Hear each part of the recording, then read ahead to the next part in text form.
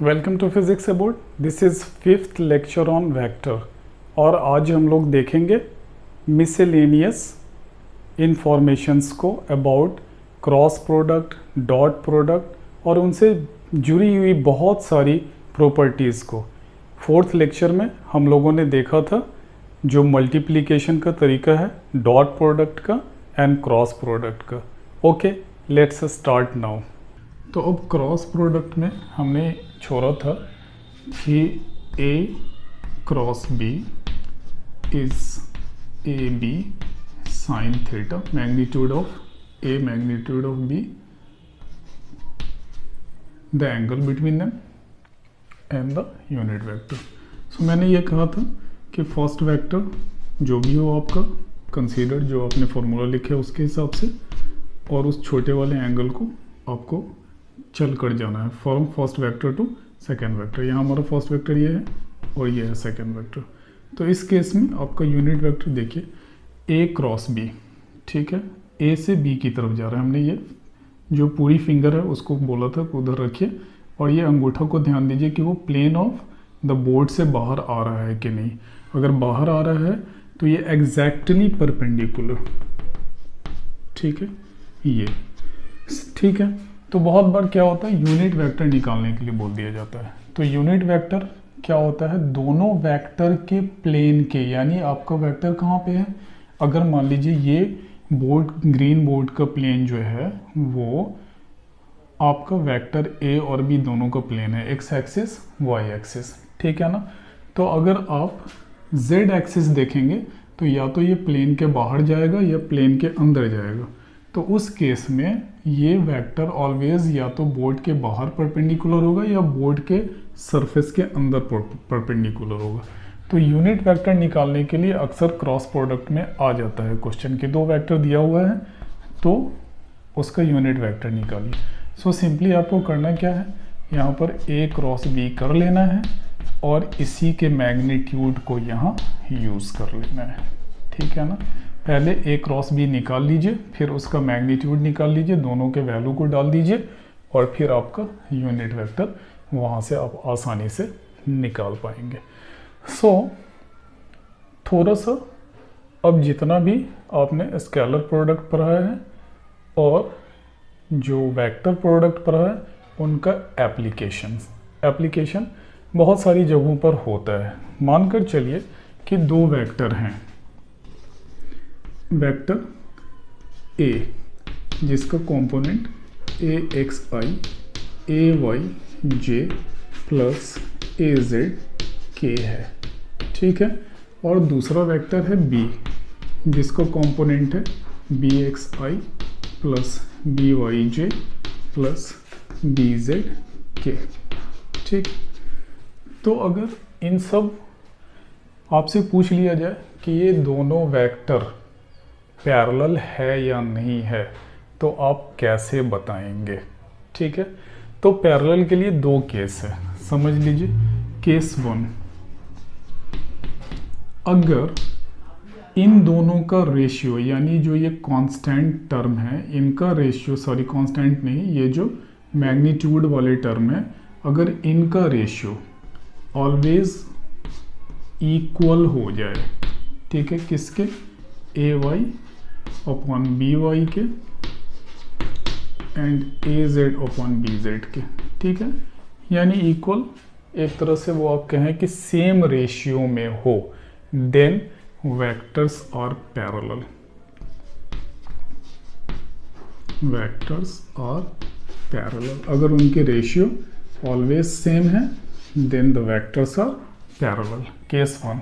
Case two में क्या करना है, केस टू में सिंपली जो आपने क्रॉस प्रोडक्ट निकाला था, याद होगा आपको, I J K A X A Y A Z B X B Y B Z, अगर इनका वैल्यू 0 के बराबर हो जाए तो मतलब ये भी पैरेलल है, ठीक है।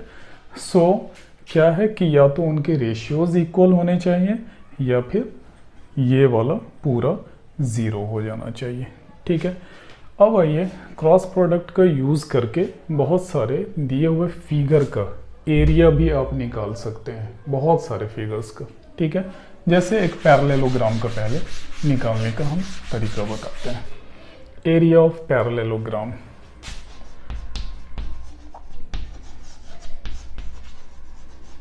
Area of parallelogram.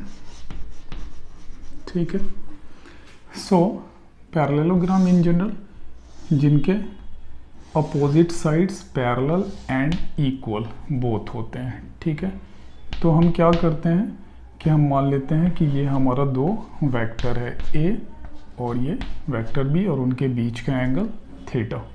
ठीक है, अब इनका एरिया निकालना है हमें। ठीक है, सो एरिया ऑफ पैरेललोग्राम जो होता है वो बेस इनटू हाइट होता है। सो बेस तो आपको पता है ये, बट हाइट आपको नहीं मालूम है। ठीक है, सो हाइट जो है वो आप परपेंडिकुलर खींच लें यहाँ से यहाँ तक। ठीक है, अब जब आप हाइट निकालेंगे this is B sine theta, therefore area of parallelogram, sorry, area of parallelogram is A यानी बेस इनटू एल्टीट्यूड। ठीक है, बेस आपका कितना है, magnitude of base is A and altitude का मैग्नीट्यूड बी साइन थीटा। ठीक है, और अगर इसको एक साथ लिख दें तो ये हो जाएगा ए बी साइन थीटा। ठीक है, therefore this is A cross B sine theta, sorry not A cross B, this is finally A cross B. So अगर ए क्रॉस बी हो तो समझ जाइए कि आपने एरिया ऑफ पैरेललोग्राम निकाल लिया है। ठीक है ना। सो ए बी साइन थीटा का यहाँ पर फिर से समझने की कोशिश कीजिए कि हमने ए बी साइन थीटा तो लिख दिया लेकिन डायरेक्शन नहीं है ना, तो डायरेक्शन नहीं है तो आपको क्या करना पड़ेगा, मैग्नीट्यूड लेना पड़ेगा। ठीक है, so magnitude of A cross B is the area of parallelogram. ठीक है, अब मान के चलिए कि कोई एक ट्रायंगल है। ठीक है, ये रहा आपका कोई ट्रायंगल। ठीक है, थोड़ा सा और बड़ा कर देते हैं, थोड़ा तिरछा कर देते हैं सो दैट कि हम फिगर्स को आपसे इजीली रिलेट करवा लें। ठीक है, ये रहा आपका एक वेक्टर ए और ये बी। ठीक है, और ये थीटा। ठीक है, ये एरिया ऑफ ट्रायंगल है। एरिया ऑफ ट्रायंगल के लिए हम जानते हैं कि ये थोड़ा सा और हम स्मार्टर करना चाहते हैं इस फिगर को आपको आसानी से समझाने के लिए। वैसे इसी फिगर में समझा देते हैं लेकिन हम थोड़ा सा इसको चाहते हैं कि आपके माइंड में भी आए। सो अब आप देख लीजिए ये एक ट्रायंगल है और ट्रायंगल के एरिया निकालना चाहते हैं तो हम क्या करें, इस लाइन को आगे बढ़ा देते हैं। ठीक है, और यहाँ से एक परपेंडिकुलर खींच लेते हैं। दिस इज नाउ ये बेस है और ये सामने जो आप निकालेंगे वेक्टर कंपोनेंट इसका कितना हो जाएगा, बी साइन थीटा। ठीक है, अब आप जानते हैं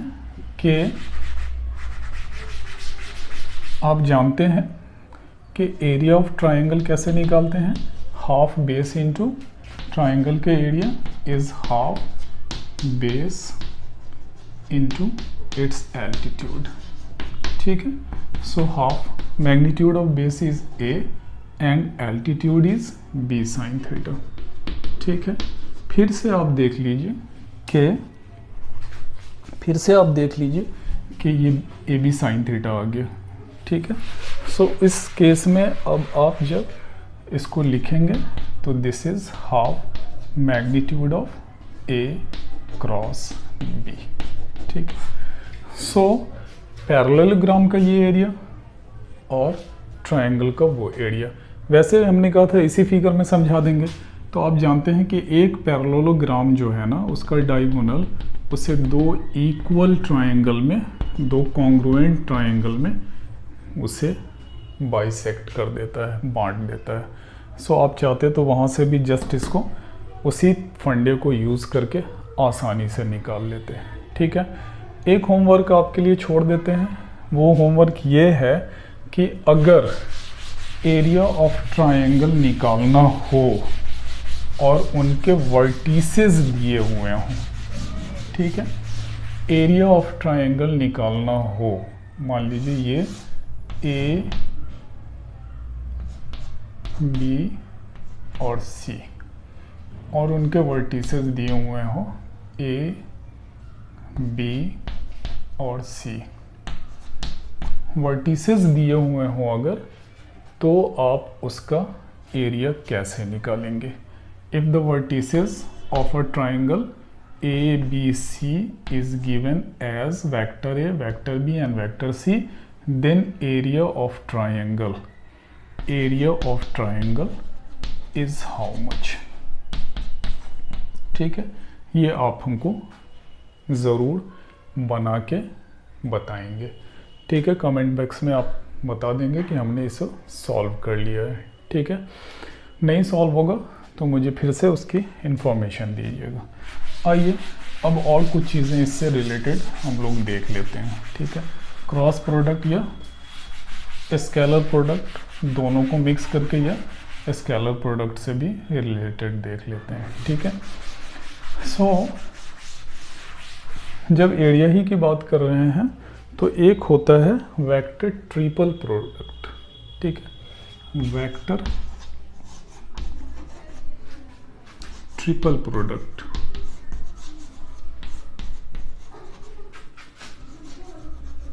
ये वेक्टर ट्रिपल प्रोडक्ट क्या होता है? ठीक है, मान लीजिए तीन अलग अलग वेक्टर है ए बी सी, ठीक है, तो vector triple product is actually A dot B cross C, ठीक है, ये, ठीक है, या फिर आप इसको ऐसे भी लिख सकते हैं B dot C cross A, ठीक है, या फिर आप उसे ऐसे भी लिख सकते हैं ए क्रॉस बी डॉट सी। देख लीजिए ऑर्डर चेंज नहीं हुआ है, इस बात का आपको खास ख्याल रखना होगा कि ऑर्डर कहीं चेंज नहीं है, ए के बाद बी, बी के बाद सी, बी के बाद सी, सी के बाद ए, यानी बी सी ए, ठीक है, फिर ए बी सी। इसे ही वेक्टर ट्रिपल प्रोडक्ट कहते हैं हम लोग, ठीक है। और एक्चुअली अगर इसे नोटेट करना हो, ये सारे इक्वल हैं आपस में, तो इन्हें नोटेट करने का बड़ा अच्छा तरीका है, सीधे सीधे ये जो रेक्टेंगुलर ब्रैकेट है इसके अंदर आप इसे लिखिए और बस इतना ही लिख दीजिएगा, ये वेक्टर ट्रिपल प्रोडक्ट हो गया, ठीक है। अब आप इसको आगे ये भी लिख सकते हैं बी सी ए एंड फिर से ये सी ए बी, ठीक है, A B C A and C A B. Order नहीं टूटना चाहिए किसी भी हालत में, ठीक है। सो एक्चुअली ये जो चीज़ है ना, ये सब वॉल्यूम ऑफ अ पैरेललोपाइड दिखा रही है, वॉल्यूम ऑफ पैरेललोपाइड, ठीक है, that is equal to A B C, ठीक है। आइए समझते हैं कि ये कैसे है, कैसे आप इसे प्रूव कर सकते हैं, वॉल्यूम ऑफ अ पैरेललोपाइड। देखिए पैरेललोपाइड बनाने के लिए आपको दो छोटे छोटे पैरेललोग्राम को ओवरलैप कराना होगा, ठीक है। सो दो छोटे छोटे आप पैरेललोग्राम ले लें,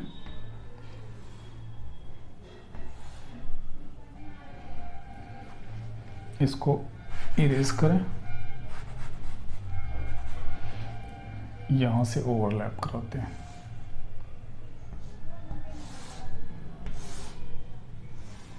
ठीक है। ये रहा आपका पैरेललोपाइड, ये पैरेललोपाइड आपका रेडी है, ठीक है। अब हम चाहते हैं कि आप इसे समझें।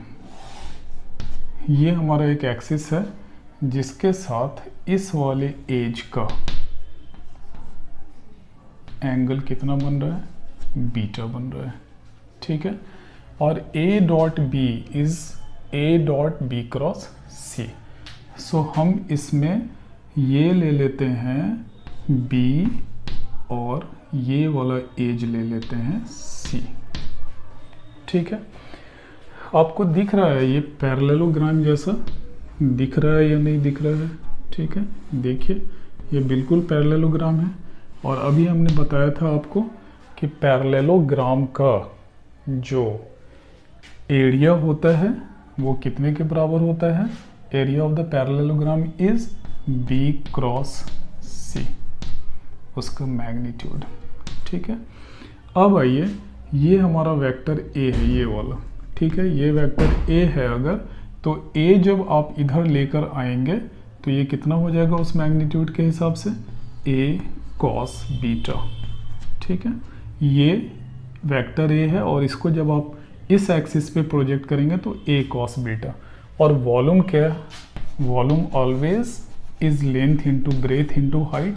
सो उसको वॉल्यूम को आप लिख सकते हैं एरिया इंटू हाइट या एल्टीट्यूड, ठीक है। सो इन दैट केस आप देख लीजिए एरिया कितना है आपका, ये निकाला हुआ है आपने कितना, बी क्रॉस सी, ठीक है। और हाइट कितना है आपका, इसका ये आप दे दें मैग्नीट्यूड, सॉरी, ठीक है। और हाइट कितनी है आपकी, ए कॉस बीटा, ठीक है। सो बी कॉस बीटा, सॉरी ए कॉस बीटा है। अब आप जानते हैं कि जब भी किसी चीज़ के साथ कॉस हो, ए बी कॉस थीटा पहले पढ़ चुके हैं, तो उनके बीच में एंगल कितना हो जाता था, कैसे लिखाता था, ए डॉट बी लिखाता था। सो इनके साथ और ये वाला वेक्टर का मैग्नीट्यूड, ठीक है, मैग्नीट्यूड के फॉर्म में हम नहीं लिख रहे हैं, सिंपल लिख रहे हैं, ठीक है। सो अगर मैग्नीट्यूड के फॉर्म में लिखते हैं तो आपको ऐसे लिखना होता है इसको, ठीक है। अब देख लीजिए ये एंगल इस वेक्टर और इस एरिया के वेक्टर के मैग्नीट्यूड के साथ बन रहा है। देन इन दैट केस आप उसे लिख सकते हैं ए magnitude dot B cross C, ठीक है। अब देखिए तो यही चीज़ है या नहीं है, ठीक है। तो यहाँ वेक्टर इस फॉर्म में, मैग्नीट्यूड के फॉर्म में ये है सारा, आप इसके साथ कंफ्यूज नहीं कीजिएगा कि आपका, तो आप जानते हैं कि जब भी डॉट प्रोडक्ट में वो लिखाता है तो आपको वैसे ही लिखना पड़ता है, ठीक है ना। सो अब यहाँ पर ये क्या हो गया कि इसमें कंफ्यूजन की बात नहीं है। आप देख लीजिए यहाँ ए डॉट बी, सो यहाँ मैग्नीट्यूड नहीं होगा, ये एज वेक्टर है वो वेक्टर ही रहेगा, इसमें मैग्नीट्यूड नहीं, जस्ट वेक्टर रहेगा, ठीक है। So this is A dot B cross C, vector A dot B cross C. So this is called volume of a parallelepiped, ठीक है। सो वॉल्यूम ऑफ पैरेललोपाइप्ड आप आसानी से वेक्टर प्रोडक्ट और स्केलर दोनों को यूज़ करके निकाल सकते हैं। सो ये मैग्नीट्यूड नहीं है, ये वेक्टर है, वो स्लिप ऑफ द टंग हो गया कि ये मैग्नीट्यूड ही है। लेकिन आप जानते हैं कि जब इस फॉर्मेट में लिखाता है, देख लीजिए यहाँ मैग्नीट्यूड ही था, फिर बाद में कन्वर्ट होके vector A dot vector B चला गया। सो यहाँ पर क्या हुआ, ये भी मैग्नीट्यूड के फॉर्म में है, लेकिन जब फाइनली लिखाता है तो vector A dot B cross C, ठीक है ना। बी क्रॉस सी आप उसका भी पूरा वो लेके और तब जाकर आप बना सकते हैं, ठीक है ना। सो अब ये इसी को डायरेक्ट आप ऐसे लिख सकते हैं A B C, this is called vector triple product, ठीक है। वेक्टर ट्रिपल प्रोडक्ट के बारे में और भी थोड़ी सी इंटरेस्टिंग फैक्ट्स है जिसको आपको समझना होगा, ठीक है। सो आइए उसको भी समझ लेते हैं। सो यहाँ पर मैग्नीट्यूड था बट ये चेंज हो गया है, अब ये मिडिल ब्रैकेट के अंदर चला गया है। सो ये magnitude A dot B cross C, मैं बार बार इस पे जा रहा हूँ, ए बी कॉस थीटा, लेकिन फाइनली जब रिजल्ट आप लिखते हैं तो दोनों वेक्टर के साथ में लिखाता है। सो वो बी क्रॉस सी अंदर वेक्टर है ए डॉट बी के साथ। अब आइए वेक्टर ट्रिपल प्रोडक्ट में ये पैरेललोपाइप का एरिया हो गया। अब ये पैरेललोपाइप है, अगर ये पैरेललोपाइप है तो अगर तीन वेक्टर आपने लिया है ना ए बी सी, तो अगर तीनों वेक्टर को कंपोनेंट फॉर्म में आप लिख लीजिए ए X I plus A Y J plus A Z के, ठीक है। उसी तरह बी को भी लिख लीजिए बी एक्स आई B Y J plus B Z के, ठीक है। उसी तरह सी को भी लिख लीजिए, कितना लिख लेंगे, सी एक्स आई सी वाई जे प्लस सी जेड के, ठीक है। सो जब आप तीनों को लिख लेंगे तो वॉल्यूम ऑफ अ पैरेललोपाइड जब लिखेंगे, हम यहीं पे लिख दे रहे हैं वॉल्यूम ऑफ पैरेललोपाइड।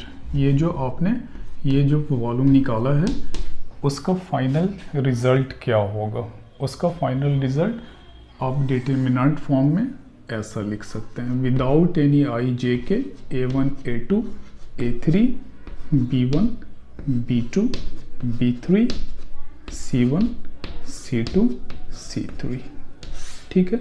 ये आपका फाइनल रिजल्ट आ जाएगा वॉल्यूम के लिए, ठीक है।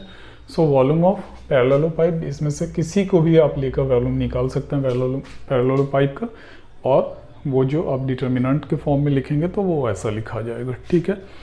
अगर क्वेश्चन अक्सर आ जाता है कि कोप्लानर वेक्टर, ठीक है, 3 vector A B C are coplanar, simple coplanar vector, ठीक है ना। सो कोप्लानर वेक्टर्स में इसी वेक्टर ट्रिपल प्रोडक्ट का यूज़ करते हैं। सो अगर कोप्लानर वेक्टर है तो आप सिंपली ये डिटरमिनेंट के फॉर्म में या जिस फॉर्म में लिखना चाहते हैं लिख लीजिए। अगर 3 अलग अलग वेक्टर्स कोप्लानर हैं तो आप उसको, हम A1 A2 बहुत ज़्यादा ये हो गया है, आप कन्वर्ट कर लीजिए AX AY AX AY AZ BX BY BZ CX CY and CZ, ठीक है। वो ध्यान कहीं और चला गया, लिखा गया ये सब, ठीक है। सो अगर आप 3 अलग अलग वेक्टर हैं वो भी लिख लेते, कोई फ़र्क नहीं पड़ता था, लेकिन अगर हम चूँकि नोटेशन वहाँ दिए हुए हैं तो उसको हमको यूज़ करना है, ठीक है, जो नोटेशन जैसे है। तो AX BY BZ and CX CY CZ, ठीक है। सो अगर कोप्लानर है तो इसका वैल्यू 0 के बराबर होना चाहिए, ठीक है। सो आप देखिए कैसे वेक्टर के प्रोडक्ट का यूज़ करके और स्केलर का यूज़ करके आपने ढेर सारे एरिया और वॉल्यूम आपने निकाल लिया है। सो बहुत इंटरेस्टिंग चीज़ है, मैं बार बार बोल रहा हूँ अपने सारे वीडियोज़ में कि बेसिक्स अगर आपकी क्लियर है, लिखने में थोड़ी बहुत मिस्टेक्स हो सकती है, वो ह्यूमन ब्रेन है, एरर होता है, ये ह्यूमन एरर है, ठीक है। लेकिन अगर आपकी बेसिक्स अच्छी है, अगर कुछ आप भूल भी जा रहे हैं तो उसे रिकॉल करके फिर अपने मेमोरी में वापस ला सकते हैं। सो आप ये देख लीजिए कि बहुत आसानी से आप वेक्टर का, स्केलर का यूज़ करके बहुत ईजीली आप किसी अच्छे रिज़ल्ट तक पहुंच जाते हैं, ठीक है ना। उस रिज़ल्ट तक पहुंचने में आपको बहुत ज़्यादा दिक्कत नहीं होती है, इसीलिए हमेशा बेसिक्स पे ही स्टिक करना चाहिए। जब भी कोई आपको फिज़िक्स से रिलेटेड प्रॉब्लम हो, अगर बेसिक्स क्लियर नहीं है तो न्यूमेरिकल्स तो खैर बनने वाला नहीं है। अगर 1-2 बन गया भी तो वो समझिए वो ऐसे ही बन जाता है कभी कभी, ठीक है। आइए देखते हैं और कुछ छोटी बड़ी बातें हो तो उनको भी क्लियर कर लेते हैं। जैसे हमने उधर कुछ डिस्ट्रीब्यूटिव लॉ और कम्यूटेटिव लॉ ये सब समझा था थोड़ा सा, उसी को फिर से समझते हैं। स्केलर में कैसे फॉलो होता है और वेक्टर में कैसे फॉलो करता है, ठीक है ना। तो कम्यूट करना, कम्यूट में आप जानते हैं कि लेफ़्ट और राइट दोनों अगर इंटरचेंज हो जाए ऑर्डर तो कोई फ़र्क नहीं पड़ना चाहिए। सो स्केलर में देखिए, स्केलर्स में ये कम्यूटेटिव होता है, कम्यूट करता है, यानी A dot B is equal to B dot A, ठीक है, पहला पॉइंट। दूसरा, ये एसोसिएटिव एंड डिस्ट्रीब्यूटिव दोनों होता है, ठीक है। एसोसिएट भी करेगा, डिस्ट्रीब्यूटिव भी होता है, ठीक है। मतलब vector A dot B plus C, ठीक है, means equal to A dot B plus A dot C. ठीक है, क्या वेक्टर्स में ऐसा होता है? वेक्टर्स को देख लीजिए, ऐसा होता है या नहीं? वेक्टर्स में कम्यूट करता है। सो हमने एक रिजल्ट उधर आपको दिखाया था कि ए क्रॉस बी अगर होगा, ठीक है, तो ए क्रॉस बी जो होगा वो बी क्रॉस ए के इक्वल नहीं होगा, वो क्या हो जाएगा? माइनस के साथ होगा। तो कम्यूटेट नहीं करता है, नॉट कम्यूटेटिव। ठीक है, नहीं करेगा वो। ठीक है, अब आइए डिस्ट्रीब्यूटिव है कि नहीं, चलिए देख लेते हैं डिस्ट्रीब्यूटिव है कि नहीं। सो ए क्रॉस बी प्लस सी। ठीक है, सो डिस्ट्रीब्यूटिव है ये, ए क्रॉस बी प्लस ए क्रॉस सी डिस्ट्रीब्यूट कर जाता है। ठीक है ना।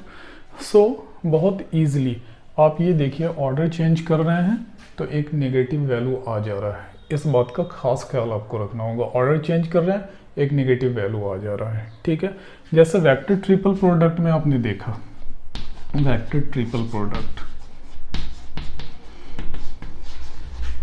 वेक्टर ट्रिपल प्रोडक्ट में आपने देखा कि ये वॉल्यूम ऑफ पैरेललोपाइप निकालने का एक बेहतरीन तरीका है। सो आपने वहाँ पर क्या लिखा था? A B C. ठीक है, that is equal to B C A, और उसके बाद हमने फिर कहा कि वो भी इक्वल होगा सी ए बी।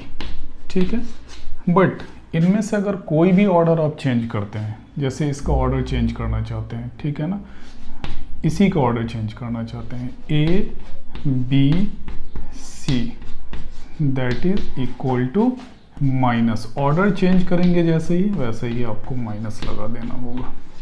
ठीक है, सो ऑर्डर अगर आप चेंज कर रहे हैं वेक्टर के अंदर इस टाइप से, तो आपको उसके साथ एक नेगेटिव वैल्यू लेकर चलना होगा, अदरवाइज आप वहाँ पर उसे डील नहीं कर पाएंगे।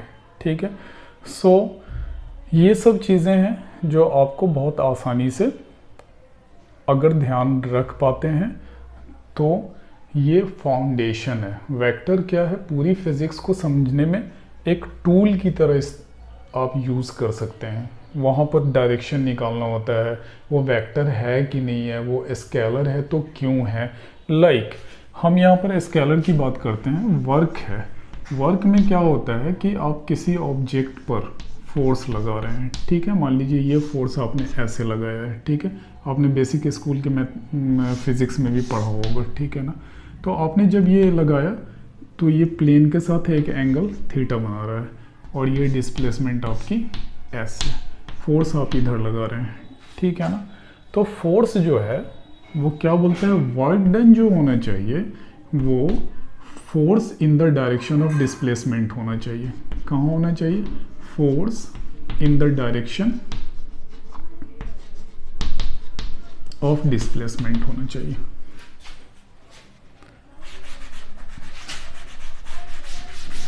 Force in the direction of displacement. So अभी पता चल जाएगा कि ये वेक्टर है या नहीं है। ठीक है, so force in the direction of displacement. So force in the direction, अगर आप इसको कार्टेशियन कोऑर्डिनेट में फिक्स करें फ्रेम में, तो ये वाई एक्सिस हो जा रहा है, ये एक्स एक्सिस हो जा रहा है। तो अब अगर आप देखेंगे तो force in the direction of displacement is F cos theta. Then इसका मतलब है ये F cos theta and displacement हमारा S, so this is F cos theta. Therefore this is written as F dot vector S, और जिसके साथ ही dot लग गया तो वो वेक्टर नहीं होगा। क्लियर है? So work done is not a vector quantity. So ये सब बहुत बेसिक चीज़ें हैं। ठीक है ना, सो ऐसा बहुत मिलेगा, फ्लक्स मिलेगा, प्रेशर मिलेगा, क्या क्या चीज़ें मिलेंगी जो देखने से आपको फील होंगी कि अरे इसमें तो डायरेक्शन पता है, बट ये वेक्टर कि उस पैरेललोग्राम रूल को या और भी बहुत सारी चीज़ों को फॉलो नहीं करता है और वो डॉट में आ जाता है, और जैसे ही डॉट में आता है वो स्केलर क्वांटिटी हो जाता है, जबकि उसके साथ अटैच दो अलग अलग वेक्टर भी हैं। सो ऐसे बहुत सारे इंटरेस्टिंग फैक्ट्स के बारे में हमको जानकारी मिलना शुरू हो जाएगी, ठीक है ना। तो जैसे मानकर चलिए कि एक हम छोटा सा सिचुएशन आपको बताते हैं कि आपने जो है दो अलग अलग ऑब्जेक्ट ले लिए, ठीक है। एक पर फोर्स इधर और दूसरे पर फोर्स इधर लगा रहे हैं, ठीक है। एक ऑब्जेक्ट ले लिया और उस पर दो अलग अलग, दो हमने बोल दिया कि दो अलग अलग ऑब्जेक्ट ले लिए, नहीं, एक ऑब्जेक्ट ले लिया और उस पर दो अलग अलग फोर्सेस आप लगा रहे हैं। अब आपको अचानक से बोल दिया जाए कि इसका रिजल्टेंट आपको निकालना है, ठीक है। तो आप देख लीजिए हमारे जो फिगर के हिसाब से ये एग्जैक्टली 90 डिग्री बन रहा है, तो नेट फोर्स इसका कहीं ना कहीं ऐसे आपको बीचों बीच निकलता हुआ नजर आएगा। So net resultant force is root under F1 square, ये वेक्टर ये भी vector, plus F2 square plus 2F1 F2 cos theta, ठीक है।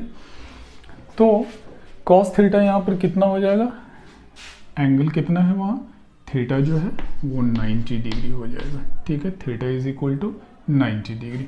सो 90 डिग्री का आपको मालूम है पूरा का पूरा ज़ीरो हो जाता है, देयरफॉर ये कितना हो गया, F1 square plus F2 square. सो अलग अलग फोर्सेस लग रहे हैं एक ही ऑब्जेक्ट पर, और उस तरह से आपको अगर वेक्टर का ठीक ठाक नॉलेज नहीं होगा तो आप वहाँ पर कंफ्यूज कर जाएंगे कि अब इसके आगे हमें क्या करना है। अब एक दो और थोड़ा छोटा छोटा एग्जांपल हम लोग देख लें, उसके बाद एक दो क्लासेस हम लोग न्यूमेरिकल्स पे करेंगे वेक्टर के न्यूमेरिकल्स को कैसे डील किया जाता है। बहुत टफ नहीं है, तो थ्योरी में लगभग सारी चीज़ें इंटरप्रेट हम लोग कर चुके हैं, थोड़ा सा अब उस पर हमको न्यूमेरिकल्स पे डील करना होगा, और 2-4-5 छोटे छोटे न्यूमेरिकल्स को डील करेंगे जिससे आपको एक कॉन्फिडेंस आ जाएगा कि हाँ न्यूमेरिकल्स कैसे इसका आसानी से अटैच किया जा सकता है। जब आप फोर्स पढ़ेंगे तो वहाँ पर बहुत सारी चीज़ें आपको इस तरह का आएगा कि एक इंक्लाइंड सरफेस पे कोई ऑब्जेक्ट रोल कर रहा है, ठीक है, और उसका एंगल थीटा है विद द हॉरिजेंटल, ठीक है। सो आप जानते हैं कि इस केस में ये जो है डायरेक्ट डाउनवर्ड क्या होता है, वो हमारा एक फोर्स लग रहा है जिसको ग्रेविटेशनल फोर्स कहते हैं, that is equal to weight, ठीक है। सो ये फोर्स mg लग रहा है। तो अब आप देखिए अगर हम कंपोनेंट को सेपरेट करना चाहें तो हम बोलते हैं कि इस बार हम कोऑर्डिनेट एक्सिस चेंज कर रहे हैं। ये हमारा इस प्लेन के पैरेलल एक्स एक्सिस और उसके ऊपर हमने 90 डिग्री पर वाई एक्सिस ले लिया है। सो हमारा mg ना ही वाई एक्सिस पे है ना ही एक्स एक्सिस पे है, तो हमको उसे डील करना होगा, ठीक है। तो आइए डील करते हैं। ये एक कंपोनेंट हमने इधर खींचा और दूसरा कंपोनेंट हमारा इस पे आ जाएगा, ठीक है। सो अब आप देखिए कि अगर ये थीटा है तो ये कितना हो जाएगा, ये एग्जैक्टली 90 माइनस थीटा हो जाएगा। अब बोलिएगा कैसे पता है आपको। सो देखिए हम इसको थोड़ा बड़ा करके दिखाते हैं। ये अगर थीटा है तो ये 90 डिग्री आपने कर लिया और ये 90 माइनस थीटा हो गया। क्या था, mg था ना, ये mg। उसी लाइन को अगर हम आगे बढ़ा लेते तो ये हो जाता ना mg। तो ये 90 माइनस थीटा और इस प्लेन पर ये परपेंडिकुलर, तो ये 90 माइनस थीटा, तो ये फिर से कितना हो गया, थीटा हो गया। देयरफॉर अब ये mg अगर इधर घूम रहा है then it is mg cos theta, ठीक है। और अगर इसको इसके अलोंग लेंगे तो this is mg sin theta, ठीक है। सो अगर आप इसका कंपोनेंट, इस वेट का कंपोनेंट अलोंग एक्स एक्सिस लिख रहे हैं तो that is minus mg sin theta. क्यों नेगेटिव साइन, इसलिए कि ये आपने इधर माना हुआ था कोऑर्डिनेट एक्सिस और वो नीचे की तरफ है, ठीक है। और दूसरा अगर वेट का कंपोनेंट अगर y की तरफ लिख रहे हैं तो वो भी नीचे की तरफ जा रहा है, दैट इज आपने इधर माना हुआ था और आपका इधर जा रहा है, ठीक है। तो अगर आपको वेक्टर की समझ नहीं होती तो इन कंपोनेंट्स को आप कैसे अलग कर पाते हैं, ठीक है ना। बहुत लोग इसे ये माइनस की वो प्रॉब्लम को हटाने के लिए क्या करते हैं, उसको ऐसे भी मान लेते हैं कि हम y इधर मानेंगे और x इधर मान लेंगे। लेकिन आप ध्यान रखिएगा कि एक बार आप जिस किसी भी फ्रेम में अटैच हो गए हैं, पूरे क्वेश्चन को सॉल्व करने में उसी फ्रेम का ध्यान रखना पड़ेगा, ठीक है। ऐसा नहीं है कि इस पॉइंट पर आपने इसको ऐसे निकाल लिया और किसी और पॉइंट पर फ्रेम चेंज कर लिया सेम क्वेश्चन में। ऐसा करने से पूरा का पूरा आपका खेल खराब हो जाएगा। आपको करना क्या है कि जिस फ्रेम में आप एक बार अटैच कर जा रहे हैं, उसी फ्रेम में आपको हर वक्त बने रहना है उस क्वेश्चन को सॉल्व करने तक। अगर आप उस क्वेश्चन को सॉल्व करने के अंदर ही फ्रेम फिर से रेफरेंस फ्रेम अगर आप दूसरा चुन लिए, जैसे हमने ये चुना लेकिन हमको कन्वीनियंट ये नहीं लगा, तो पहले हमने ये लिख लिया, फिर आगे जब क्वेश्चन का और भी कुछ डिमांड होगा तो हम उसको अगर चेंज करना चाहें तो हम उसको जैसे ही चेंज कर लेंगे अपने कन्वीनियंस के हिसाब से, वैसे ही हमारा वो पूरा क्वेश्चन का सिस्टम ही गलत हो जाएगा और वो क्वेश्चन डील नहीं हो पाएगा। इस तरह की बहुत सारी प्रॉब्लम से आपको बचना है, ठीक है ना। अब आइए, डॉट प्रोडक्ट में अक्सर हम लोग लिखते हैं a dot B, that is A B cos theta, ठीक है। ये हमने पहले भी बताया है, अभी सिर्फ हम उसको क्लियर कर दे रहे हैं, ठीक है ना। अगर दो वेक्टर परपेंडिकुलर हो, परपेंडिकुलर का मतलब क्या है, एक वेक्टर ये है और दूसरा ये है, ठीक है। तो परपेंडिकुलर होगा तो थीटा कितना हो जाएगा 90 डिग्री, और कॉस 90 डिग्री कितना होता है, 0 होता है। देयरफॉर उनका डॉट प्रोडक्ट क्या होना चाहिए, वो 0 के बराबर हो जाना चाहिए, ठीक है। अगर दो वेक्टर आपस में परपेंडिकुलर है तो a डॉट बी ऑलवेज 0 होगा। ये सब कुछ हम टिप आपको दे रहे हैं सो दैट कि आप क्वेश्चन को सॉल्व करने के दौरान में किसी तरह की कन्फ्यूज़न से आप ना गुजरते हों, ठीक है। न जाने ऐसे कितने और भी आपको कंपोनेंट्स तोड़ने के और उसके बहुत सारी चीज़ों को निकालने के और भी तरीके आपको आजमाने होंगे वेक्टर के थ्रू। वेक्टर के थ्रू जब आप आजमाएंगे इन सब चीज़ों को तो आपको लगेगा कि नहीं, वेक्टर कितना अच्छा टूल है उस पूरी चीज़ों को समझने के लिए। अब हमको लगता है कि वेक्टर की थ्योरी ऑलमोस्ट हम लोगों ने बहुत हद तक कर ली है। अगर कुछ और भी बच जा रहा होगा, कोई ऐसा कॉन्सेप्ट जो आपको लगता हो कि नहीं हम लोग उसे करना चाहिए, जैसे हमने बहुत सारी चीज़ें छोड़ी है कि A dot B cross C A1 या AX BX sorry AX AY AZ BX BY BZ and CX CY CZ के बराबर कैसे है, ठीक है। ये आपको प्रूव करके बताना होगा। सिंपली जो मैंने इसी क्लास में, इसी वीडियो रिकॉर्डिंग में आपको मैंने बताया है कि ये होता है, लेकिन कैसे होता है वो आपको इसको प्रूव करके देखना है, ठीक है। इस पर बातें अब न्यूमेरिकल के थ्रू एक क्लास या दो क्लास और लूँगा, एक वीडियो दो वीडियो से आपको ये चीज़ें क्लियर हो जाएंगी। अब थ्योरी के हिसाब से मुझे लगता है ये एनफ है। अगर कुछ छूट रहा होगा तो मुझे ज़रूर उसको कमेंट बॉक्स में जाकर बताइएगा, और बताने के बाद मैं उसको डील करने की कोशिश करूँगा। Thanks a lot for watching my video. Thank you.